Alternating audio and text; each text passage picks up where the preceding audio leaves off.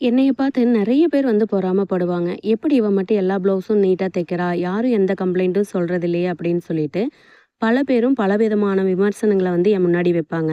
சிலது வந்து நல்லதாவும் இருக்கும். சிலது வந்து பார்த்துட்டிங்கன்னா, நம்ம மேல பொறாமப்பட்டு பேசக்கூடியதாவும் இருக்கும். நான் வந்து எந்த விமர்சனங்களையுமே வந்து காதுல வாங்கிக்க மாட்டேன். ஏன்னா, அது நம்ம கேட்டோம் அப்படின்னா, நமக்கு தான் வந்து பார்த்தீங்கன்னா, அது ஒரு மன அழுத்தமாவே இருக்கும். என்ன பார்த்து விமர்சனம் பண்றாங்க அப்படின்னா, கண்டிப்பா அவிங்க என்ன பார்த்து பொறாமப்படுறாங்க அப்படிங்கிறது தான் அர்த்தம்.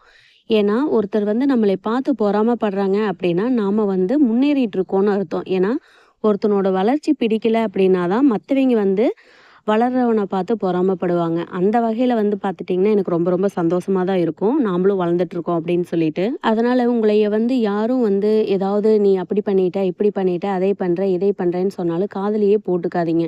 உங்க வேலைய நீங்க வந்து பார்த்துட்டே இருங்க. வாழ்க்கையில நெறைய பாடங்கள வந்து நம்ம கத்துக்குவோம். அதுல வந்து இதுவும் ஒண்ணுன்னு சொல்லிட்டு கடந்து போயிட்டே இருங்க.